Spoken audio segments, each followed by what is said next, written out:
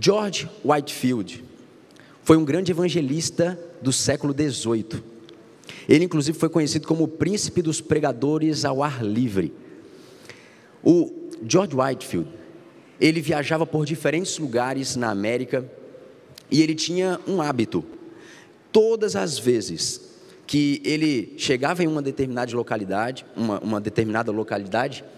ele se hospedava na casa de algum membro, algum irmão da igreja. E sempre antes de ir embora, ele fazia questão de sentar com um por um dos membros daquela igreja, daquela casa, para conversar sobre a sua vida espiritual, sobre os seus propósitos, como eles estavam com Deus. E ele sempre exortava-os, sempre os admoestava no caminho do Senhor. Todas as vezes, por onde ele passava, ele tinha essa prática. Só que num determinado dia, Whitefield ele entrou numa casa de uma família muito conhecida naquela região. Era de um coronel, a sua esposa e 2 filhas, uma família amada por todos. Era uma família até invejada, todo mundo queria ser como eles, porque era uma família muito ética, era uma família que trazia paz para a vizinhança, era uma família muito querida. Só que o George, no momento em que ele esteve ali, durante aquela semana naquela casa, ele percebeu que eles ainda não haviam entregado o coração a Jesus. E eles eram uma família excepcional, e ele ficava sempre se perguntando: como é que eu vou falar com essas pessoas sobre Jesus? Eu estou aqui um pouco desconfortável, eles são pessoas tão boas, mas se eles continuarem desta forma, eles irão se perder. E nessa luta entre falar com eles e não falar, ele começou a clamar por Deus, por ajuda para saber o que ele deveria fazer. E numa noite, o Espírito Santo começou a incomodá-lo. Seus dias estão acabando e você precisa falar com essa família. Eles precisam tomar uma decisão ao lado de Jesus. E ele pensando em como fazer, até que ele decidiu tirar a sua aliança, e ele viu que na parede do quarto tinha uma janela, assim como essa, e nos vidros da janela ele escreveu uma frase: falta-lhes uma coisa. Ele escreveu aquela mensagem e orou para que através daquela mensagem pudesse alcançar aquela família. E assim ele foi embora. Aquela família, por um momento, ficou triste em pensar. Eles já conheciam a fama de George em sempre por onde ele passava, falar com cada uma das pessoas, e ele não fez isso com eles. E a matriarca daquela casa começou a se perguntar: será que ele não gostou da gente? Será que a gente fez alguma coisa que o incomodou? E aí ela foi para o quarto, arrumar o quarto onde ele estava, até que ela viu a inscrição ali na parede, e ela leu: falta-lhes uma coisa. E aquilo mexeu com ela, em refletir que de fato estava faltando alguma coisa em sua vida.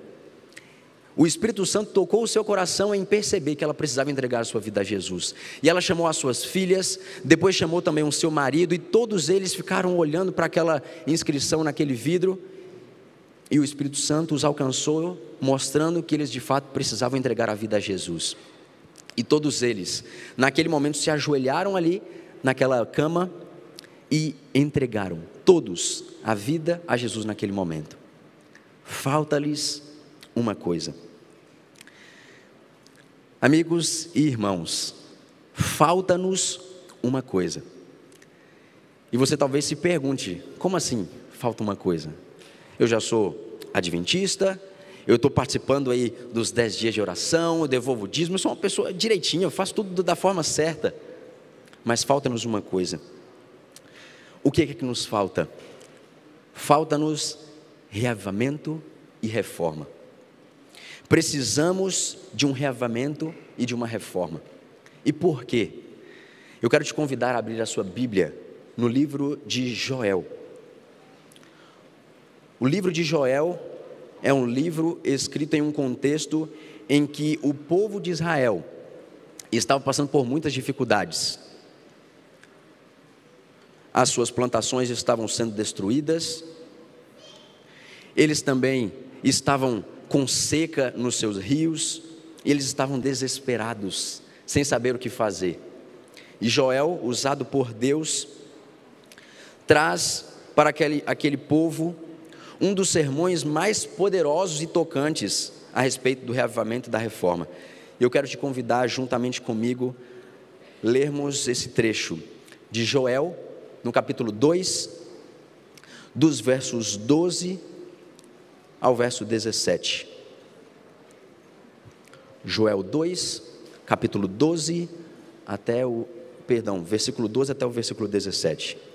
E aqui diz assim: ainda assim, agora mesmo diz o Senhor, voltai para mim, ou se convertam a mim, de todo o vosso coração, com jejuns, com choro e com pranto, rasgai o vosso coração, não as vossas vestes, voltai para o Senhor, o vosso Deus, porque Ele é misericordioso, Ele é compassivo, Ele é tardio em irar-se, grande em amor e se arrepende do mal.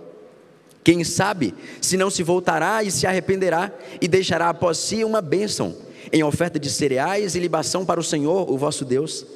Verso 15: tocai a trombeta em Sião, santificai em um jejum, proclamai um dia de assembleia solene, congregai o povo, santificai a congregação, ajuntai os anciãos, congregai os filhinhos e os que mamam.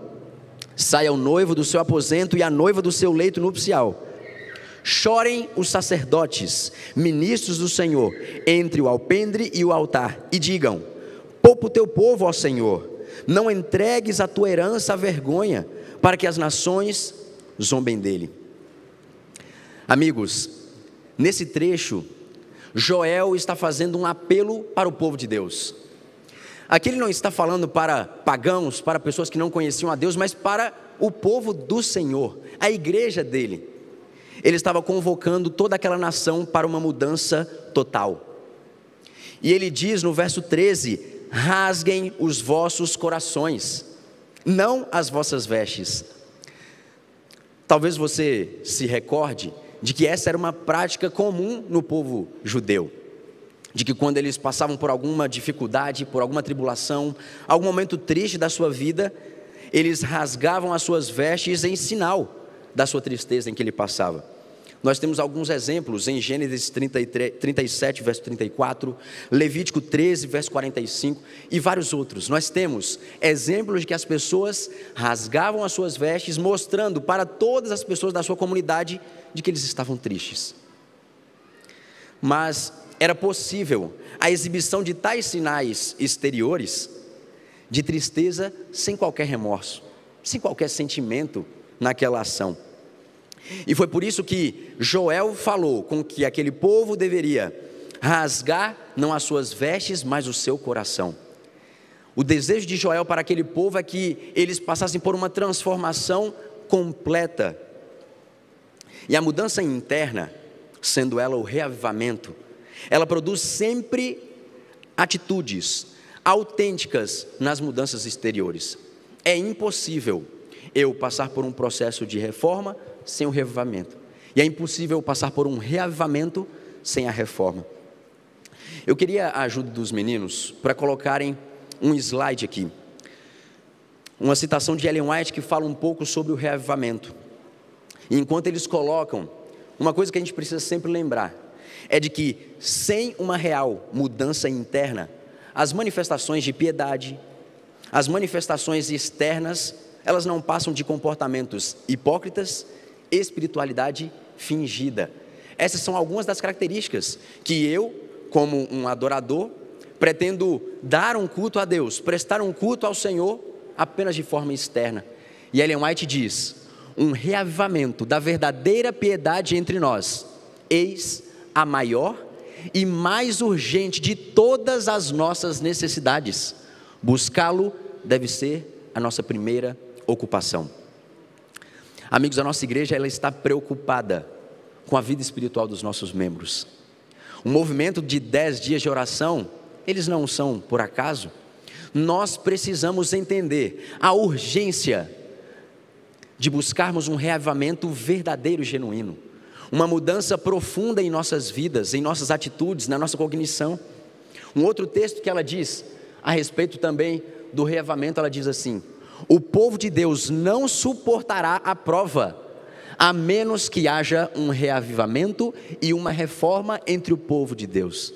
Mas esta deve começar, a sua obra purificadora, entre os pastores. Eu não sei se aqui a gente tem algum pastor, ou se tem alguém assistindo, ou que irá assistir, que faz parte do ministério pastoral.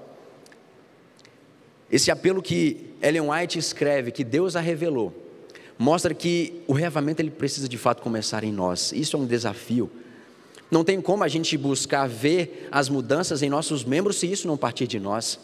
Se nós não tivermos em nossa mente o dever de uma vida pautada na Bíblia, de uma fé inabalável, tudo isso tem que partir de nós. Mas aqui também é feito um apelo a todos os membros. Nós sabemos que o mundo está cada vez mais difícil. E se nós não estivermos passando por um processo de reavivamento e de reforma, nós não iremos conseguir suportar todas as dificuldades que Satanás colocará em nossa vida, em nosso caminho rumo ao céu. E é por isso que essa mensagem não é para o amanhã, não é para o futuro, é para o hoje, é para o agora. Ela é urgente. Nós devemos buscar por um reavivamento e uma reforma em nossas vidas no hoje. E é isso que Joel ele escreve neste momento.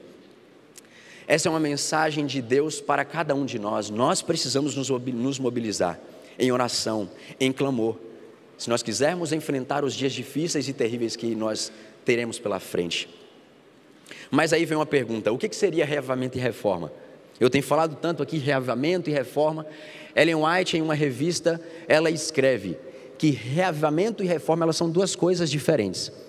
O reavivamento significa renovação da vida espiritual, uma vivificação das faculdades do espírito e do coração, um ressurgimento da morte espiritual. Então, basicamente, o reavivamento é algo que acontece de dentro para fora, é algo que acontece em nossa cognição, os nossos pensamentos são moldados, a nossa forma de enxergar o mundo passa a ser diferente, a nossa cosmovisão ela é alterada pelo contato com o Espírito Santo. Somente o Espírito é que nos trará um reavivamento genuíno. E Ellen White diz que nós precisamos buscar. Joel diz isso para o povo há 2.800 anos atrás. E a mesma mensagem que ele traz para cada um de nós hoje. Nós precisamos de um reavivamento. Nós precisamos renovar a nossa vida espiritual. Nós precisamos vivificar as nossas faculdades do Espírito e do coração, para que nós saiamos das trevas para a maravilhosa luz, da morte espiritual para a vida eterna. E o que seria a reforma? A reforma nada mais é do que uma reorganização, uma mudança de ideias e teorias, hábitos e práticas. Se nós pudéssemos deixar de uma forma mais fácil, mais didática, o reavivamento ele está mais voltado para a cognição, enquanto a reforma está atrelada a ações práticas. Mas volto a dizer, não tem como eu buscar uma reforma sem que haja antes um reavivamento. Não tem como eu dizer que eu passei por um processo de reavivamento sem que também haja uma reforma em minha vida. E é muito comum na nossa igreja nós observarmos pessoas que falam: pastor, eu estou bem com Deus, eu estou fazendo meu devocional, eu leio a minha Bíblia todos os dias, eu estou fazendo tudo direitinho, vou à igreja. Mas a pergunta é: quem você tem alcançado através de tudo aquilo que você tem recebido de Deus? Através da mensagem do Evangelho, como é que você fica parada? O reavivamento ele sempre vai me levar a uma atitude prática, sempre vai me levar a buscar alguém, a salvar alguém. Se eu entendo que essa mensagem é uma mensagem urgente, que me traz salvação e preparação para o tempo do fim, eu não posso ficar parado. Por isso que uma anda aliada, atrelada com a outra. Na verdade, toda transformação duradoura, ela sempre precisará passar pelo reavivamento e pela reforma. Tudo isso através do Espírito Santo. E consequentemente, por eu estar ligado com o Espírito Santo, ele me trará dons que me capacitarão para pregar, que me capacitarão para alcançar pessoas em diferentes lugares, em diferentes geografias. Tudo isso unindo o poder divino com o esforço humano. Mas aí vem uma questão: o que nos faz crer que de fato nós estamos precisando de reavivamento e reforma em nossos dias? E eu trouxe aqui uma citação de um teólogo presbiteriano. Ele trouxe uma citação mostrando um pouco do panorama das igrejas modernas em nossos dias. E aqui ele diz assim: como a evangelização moderna tem sido antropocêntrica, a adoração sendo para o homem, dizendo ao ouvinte aquilo que se pensa que o incrédulo quer ouvir. Também a forma do culto tem sido elaborada de modo a atrair pessoas para adorar a Deus. A adoração moderna é planejada para atrair pessoas, os consumidores de música contemporânea, ao invés de ser promovida para que as pessoas levantem os olhos para o céu, para cultuar corretamente o verdadeiro Deus. Ao invés de prepararmos pessoas para serem membros do sacerdócio real, da nação santa, do povo de propriedade exclusiva de Deus, para aprenderem sobre o verdadeiro Deus e a vida eterna em Cristo Jesus, nós estamos estimulando pessoas a apurarem o paladar por aquilo que o entretenimento moderno já lhes apresentou.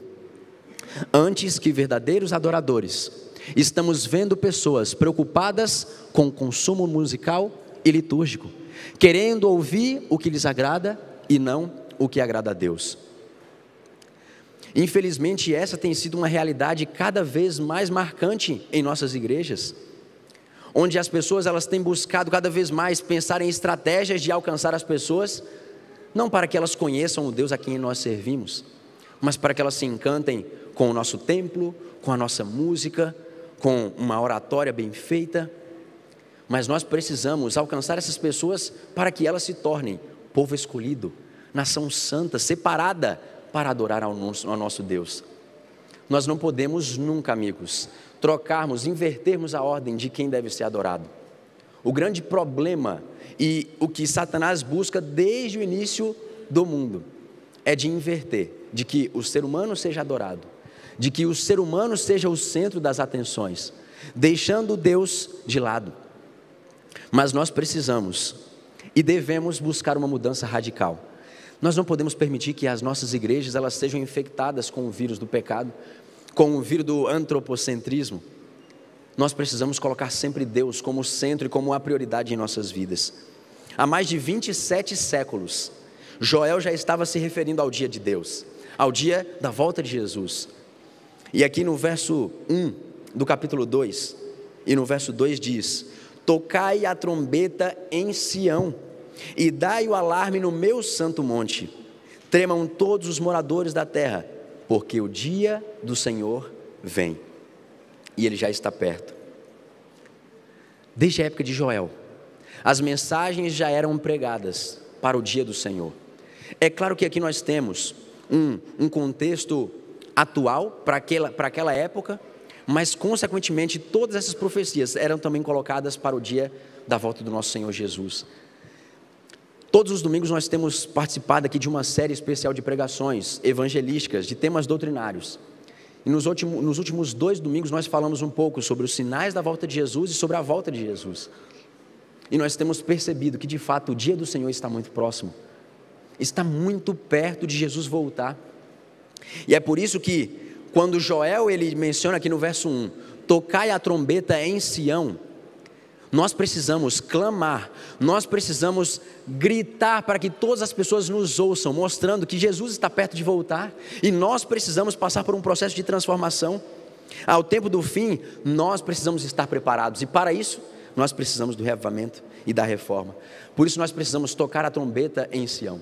Nós precisamos clamar para toda a nossa igreja, para todas as igrejas mundo afora, para todos os nossos amigos, familiares, todas as pessoas precisam entender que Jesus está perto de voltar, e eu e você precisamos estar preparados para esse grande dia. A igreja ela deve ser despertada por uma voz de alarme, e o povo deve ser chamado a uma conversão autêntica, profunda e de todo o coração. Nós precisamos ressoar a trombeta do Senhor em todos os cantos de Sião, para que as pessoas conheçam o Deus a quem nós servimos. Nós precisamos nos despertar para isso. Mas aí vem uma pergunta: como é que nós buscamos o reavivamento? Como é que nós conseguimos passar por esse processo de busca incessante do nosso Deus? Joel também deixa tudo isso evidenciado nessa passagem. No capítulo 2, no verso 12, ele mostra aqui 3 atitudes que nós precisamos ter, e uma terceira no versículo 13. A primeira é dita na primeira frase aqui: voltai para mim, ou se convertam a mim. Como eu disse, hoje o ser humano tem buscado ser o centro da adoração. E o clamor de Joel para aquele povo, que também é para nós hoje, é: se convertam, voltem-se para mim. Deus está chamando a cada um de nós para colocar a Deus no centro das nossas vidas. O momento de nós nos convertermos é quando nós mudamos de direção, quando nós entendemos que a nossa vontade não deve ser a prioridade, mas a vontade de Deus. Nós precisamos entender que não é o que nós fazemos, mas é o que Deus faz. A conversão verdadeira, ela implica em nos voltarmos para Deus, para que Deus passe a ser o centro das nossas vidas. E agora o convertido, o transformado, ele agora passa a agradar a Deus, e não para valorizar as suas próprias ações ou atitudes, pois ele reconhece que a sua salvação vem unicamente da graça do nosso Deus. A misericórdia de Deus alcança a cada um de nós, e nós só conseguimos ver isso quando nós nos voltamos ao Senhor. Quanto mais próximo de Cristo nós estamos, nós entendemos que nós precisamos dele, nós carecemos da misericórdia dele para sermos salvos. E o chamado de Joel para cada um de nós é: voltem-se a mim. Tirem os olhos daquilo que você acha que é importante. Se não for do céu, abra mão disso. Isso pode tirar da terra celestial. E aqui vem uma segunda característica, um segundo ponto para um genuíno reavivamento, que também está no verso 2. Voltai a mim de todo o vosso coração. Joel está aqui descrevendo que quando nós desejamos buscar a Deus, nós não devemos fazer isso de qualquer forma. Nós precisamos fazer isso de todo o nosso coração, com intensidade, entendendo a necessidade que temos, entendendo que Ele tem aquilo que nós precisamos para nos salvar. E quando nós entendemos que Ele é a resposta para as nossas dúvidas, a resposta para os nossos clamores e aflições, nós vamos a Ele, como um cervo vai a uma fonte de água. Nós precisamos buscar ao Senhor de todo o nosso coração. Nós precisamos colocar a nossa paixão nele, para que as mudanças elas aconteçam. E tudo isso parte do amor de Cristo por nós. Paulo diz na sua segunda carta aos Coríntios, no capítulo 5, verso 17, que diz que aquele que está em Cristo, nova criatura é.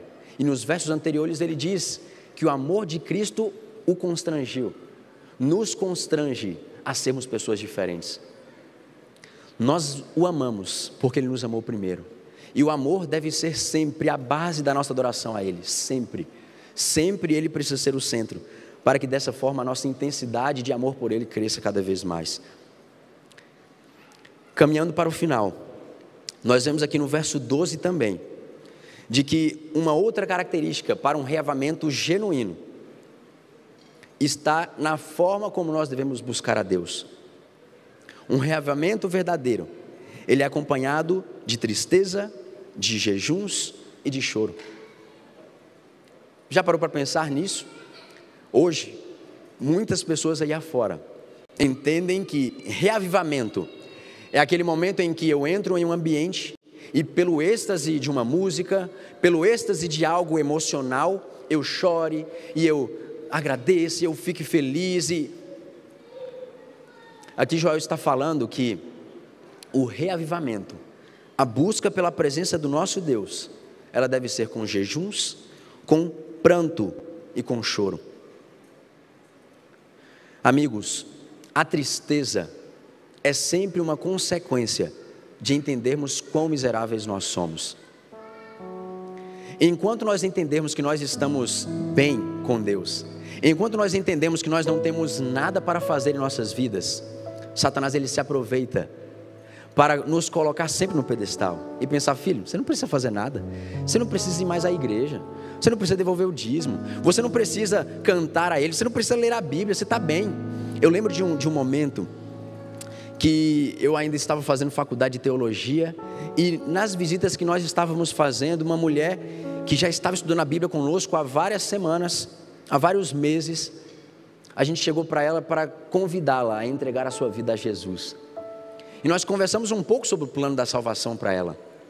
Nós falamos um pouco da nossa condição como pecadores, do amor de Deus por cada um de nós, ao ponto de enviar o seu Filho para morrer em nosso lugar.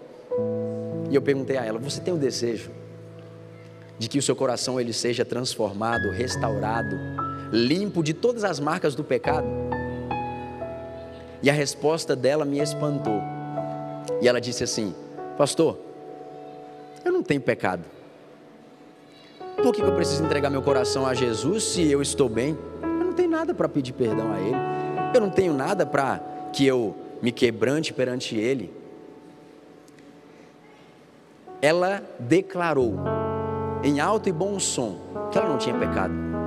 E isso para nós pode ser até um escândalo, porque de fato a Bíblia declara que não há um justo sequer. Jesus foi o único que veio sem pecado, mas por falta de conhecimento ela achava que estava tudo bem. Mas amigos, muitos de nós não falamos que não temos pecado, mas agimos como se não tivéssemos. Nós agimos muitas vezes como se nós não precisássemos de um Salvador. Nós agimos muitas vezes como se Deus fosse só mais um, como se Deus fosse um no mesmo nível que nós. Mas nós precisamos, amigos, nos aproximar de Cristo para que Ele mostre em nossas vidas a transformação que Ele precisa fazer. Joel destacou que o verdadeiro reavivamento, ele precisa acontecer com jejuns, com choro e com pranto. Amigos, a tristeza, segundo Deus, é que produz arrependimento para a salvação. Nós precisamos entender a nossa condição como pecadores. Ao jejuar, nós renunciamos ao prazer imediato da satisfação da fome para buscar o prazer maior da presença de Deus. Jejuar é se convencer de que obter o perdão de Deus é mais essencial do que se alimentar. É sustentar-se em Deus, e em Deus somente, e nas bênçãos que Ele nos dá. Quando nós passamos por um processo de clamor, de súplica, de jejum, nós estamos nos quebrantando, como uma reação do Espírito Santo em nossas vidas. E a última característica que Joel descreve é de que nós precisamos, no verso 13, rasgar o nosso coração perante Ele. Amigos, Deus espera de nós, não dramaturgia, não um culto alegórico, não. Ele espera de nós o nosso coração, uma entrega completa, genuína, uma entrega que nos mostre a intensidade do amor que nós temos, semelhante ao amor que Ele tem por nós. Mas nós só nos entregaremos a Ele quando entendermos a nossa condição. Todas as vezes que nós observarmos tudo aquilo que Jesus fez, isso nos levará a decisões. Nós carecemos de reavivamento, nós carecemos de transformação em nossas atitudes, em nossos pensamentos, e Deus tem um desejo incessante de derramar o Teu Santo Espírito sobre cada um de nós, porque é através do Espírito que grandes coisas acontecerão em Seu povo. No mesmo capítulo, no verso 28, nós temos um verso conhecidíssimo que diz: depois disso, depois de me buscarem, depois de jejuarem, depois de clamarem, depois de me buscarem com intensidade, rasgarem o seu coração, eu derramarei o meu Espírito sobre todos os povos. Amigos, o Espírito está aqui, à disposição de cada um de nós. E a pergunta é: por quê? Por que nós temos tão pouco? O que é que está faltando para que o fogo queime dentro de nós, para que nós rasguemos os nossos corações, para que Ele faça transformação em nossas vidas? Será que você tem acariciado um pecado em seu coração? Será que você tem deixado de obedecer a Deus em tudo aquilo que Ele pede? Será que você tem substituído a presença de Deus em sua vida e colocado você mesmo ali? A nossa natureza é egoísta, e é por isso que nós precisamos nos quebrantar perante Deus. Nós precisamos clamar por misericórdia dEle, para que o Teu Santo Espírito possa ser derramado em nós. Quando o Espírito desce, manifestações sobrenaturais acontecem. Nós temos uma missão gigantesca pela frente, Jesus está voltando. O dia do Senhor está muito perto. E nós precisamos pregar. Nós precisamos nos preparar. E nós só conseguiremos passando pelo processo de reavivamento e de reforma. Quando a comunhão for a arma principal nessa batalha que temos a batalhar todo o tempo, essa chama do Espírito Santo vai reacender dentro de nós. E grandes feitos irão acontecer. E a nossa igreja será reavivada. Milagres acontecerão. Nós vimos isso, vários relatos na Bíblia. E Deus está disposto a nos usar nos nossos dias. Deus está disposto a nos quebrantar e nos transformar. Mas para isso, eu preciso me voltar a Deus com toda a intensidade. Triste pelo que o pecado é e que ele faz com cada um de nós. E com sinceridade. Não algo externo, mas interno. E que essa transformação dentro de nós possa sair e transbordar e irradiar muitas pessoas. Nós iremos cantar uma música neste momento. Eu quero convidar o Felipe. Se você souber essa música, cante conosco. Quando o vento do Espírito soprar, grandes coisas acontecerão. Mas se você tem algo que precisa consertar em sua vida, se tem algo que você precisa entregar nas mãos do Senhor, faça-o hoje. Se quebrante perante Ele, para que o reavivamento e a reforma aconteçam na sua vida e na minha. Falta-nos uma coisa, mas Deus quer nos preencher nesta manhã. Louve a cada um de nós. Louve conosco nesta vez dessa música do Felipe.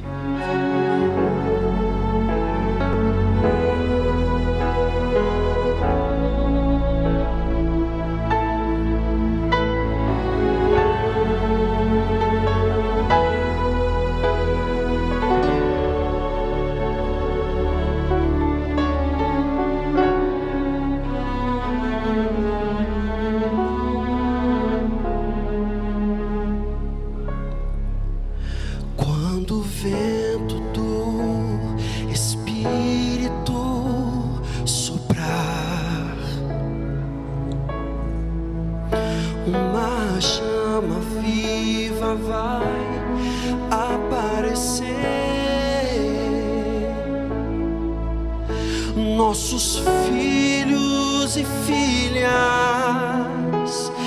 irão profetizar, nossos velhos sonharão e a igreja mudará.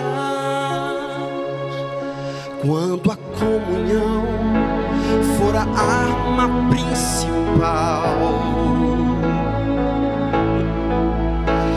e a rotina desses nossos dias sair do seu normal, descerá sobre nós o fogo do Espírito. Viveremos do Evangelho e Jesus Cristo vai voltar. Por que razão que ainda não aconteceu? Por que razão não temos fogo a queimar? Pecados escondidos, uma fé adormecida, mandamentos que insistimos em quebrar. Por que razão? Por que será? Temos tudo nas mãos, mas não há fogo no altar. Quando o vento do Espírito soprar, uma chama viva vai aparecer. Nossos filhos e filhas irão profetizar, nossos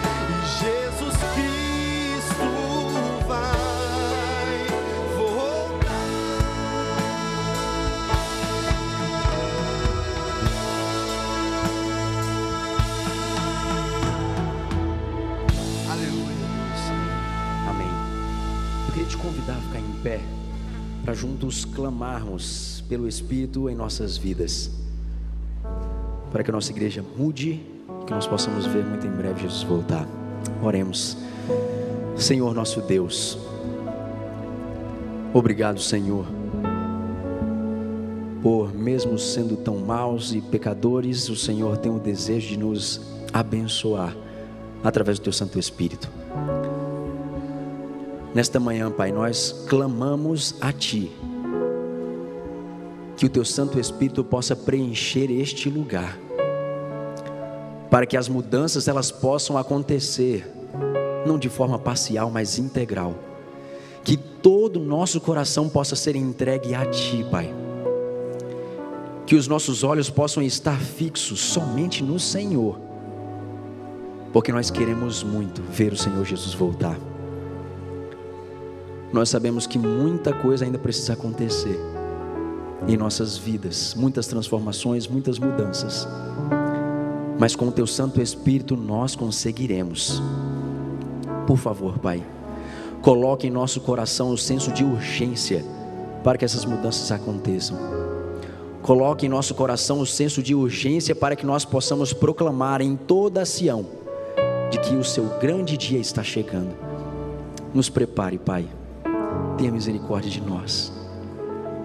Se temos algum pecado que temos acariciado, se temos qualquer atitude que tem Te afastado de nós, por favor, Pai, tire, arranque. Nós queremos ser transformados. Nós queremos que os nossos pensamentos sejam elevados ao céu. Nós queremos que as nossas atitudes sejam reflexo da nossa comunhão com o Senhor. E nós queremos, Pai, que esta geração seja a geração que possa ver o Senhor voltar em nossos dias. Por favor, Pai, nos ajude.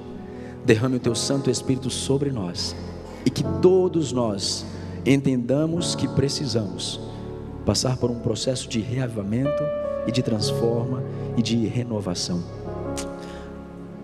Reforme a nossa vida, Pai. Reforme tudo aquilo que precisa ser moldado. Nos abençoe, e que ao sairmos daqui estejamos cheios do Teu Santo Espírito para proclamar a Tua breve volta. Nos abençoe, continue conosco neste dia. É o que nós Te pedimos em nome de Jesus. Amém.